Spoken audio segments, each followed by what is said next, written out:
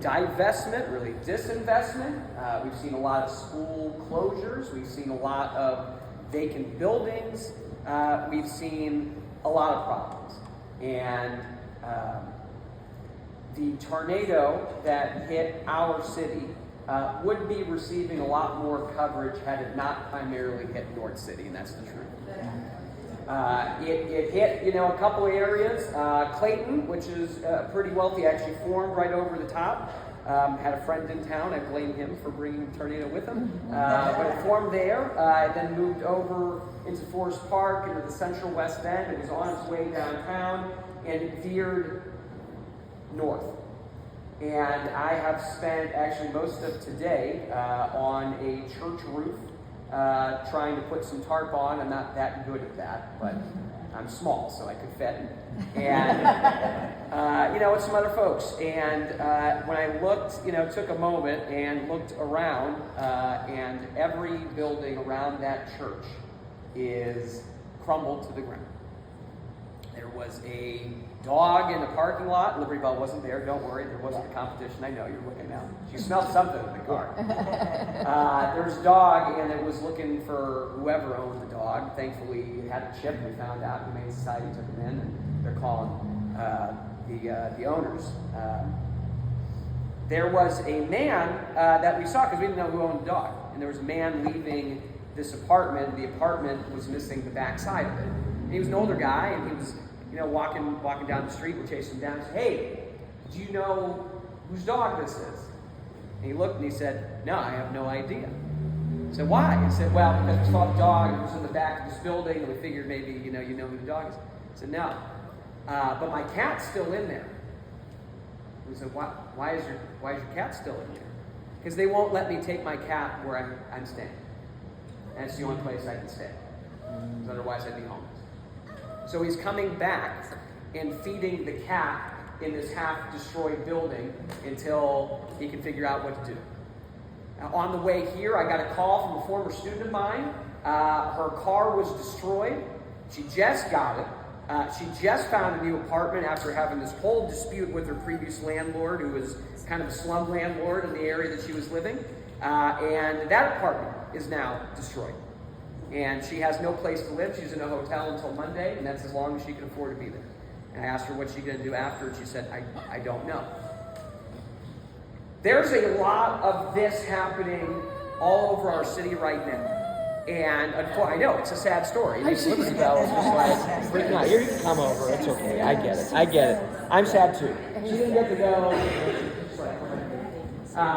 This is happening all over. And I realized that at the church that I was at, a couple of days ago, I was clearing, there's 2 streets right there. And on one of them, as I was walking down, there was a car that was destroyed, and they were saying, "We need help." We said, "What do you need help with?" "We need to get this car out because insurance said, we're not going to total your vehicle unless we can take it. And if something is on top of it, we're not moving." Half the house was on top of the car. You would think a picture would probably be good enough in that situation. One would think. I mean, I could look at it and say. So we took a couple chainsaws and we got the car into a spot. When you're breathing in this area, and I don't know if you could tell, I have what's called tornado lung or something like that. Mm-hmm. Didn't know that was a thing. But just breathing in all the stuff that's there, from vacant buildings and all this period of disinvestment, from the asbestos that's probably in some of these places that hasn't been mitigated, from all the dust and the crap and everything else that is just spewing everywhere because no one did anything for a very, very long time. And here we are. The neighbor of this person comes outside. She starts saying, "I don't have any power. Do you all have like something to charge with?" We did. We gave it to her. And she feels real bad because she kept it. We forgot to get it back. And she's been texting me. I kept it for you. She's been texting me a lot because her insurance company is denying her home insurance claim. Because of course they are. Because of course they are. And to think what got us to this point and what our future has to be if we're going to move forward at all. There's going to be a whole lot of work that has to be done. A whole lot. And what is amazing in all of this is that when you get to the volunteer area, the staging area in the morning, if you get there by the time they open at 9:30, you're too late. Because the line is out of the park, all the way into the street, 3 blocks down, and they're stopping traffic because that's how many people want to help. So to your point, when you're saying, whose job is it to get this done? There's that saying that I've heard a lot, oh, look for the helpers. I don't like it because you should be the helper. You should be the helper. And you can't. Because, there's things, heck, I probably, let's be honest, I shouldn't be on the roof. I hate heights. I hate them. I hate them. I hate coming down. I get up there, coming down is a problem, that first step. But there are so many things that we can do when, one, we don't believe we can because we haven't tried. But two, there are things that we can do even when we think the job is so immense. There are so many times when I am up and I can see all of the damage for blocks and blocks and blocks, and it is an immense and overwhelming feeling. Because you just look at it and you know that there's no way that one person or the 10 people that you're with or the 500 people that you were with just before are going to be able to fix the problem alone. And it's an overwhelming feeling.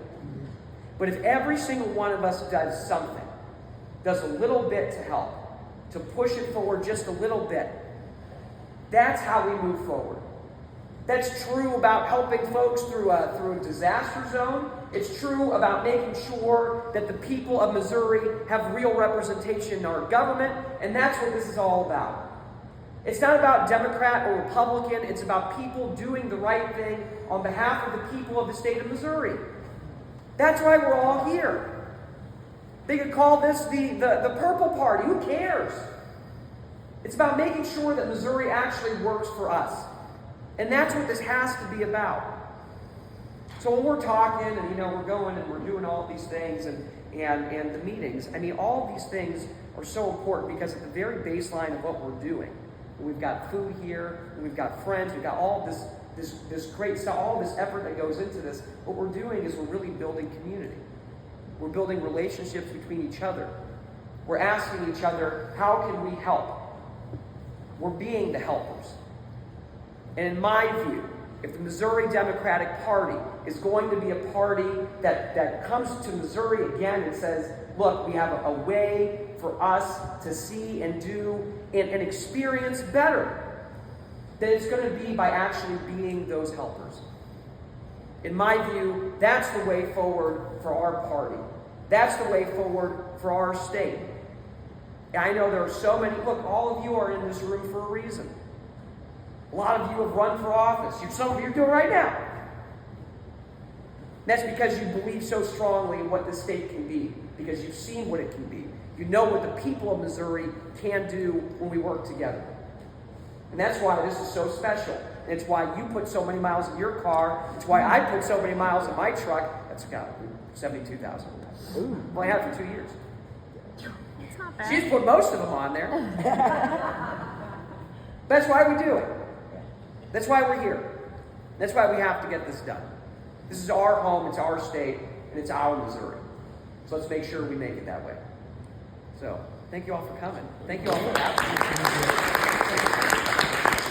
I appreciate it.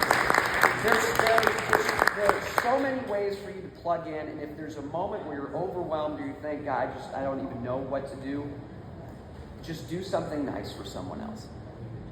Just do something nice for someone else. And you know what? You'll feel good, but it'll be more than that. They're going to be in a better spot, and you're going to start seeing other people who are doing the same thing. And maybe those people should be coming to meetings like this too. So go do something nice for someone else. That's the message we have today, right? Yeah, I said it right. Okay, I said it right. Thank you. I appreciate it. Thanks for having me. I'll hang out for a while.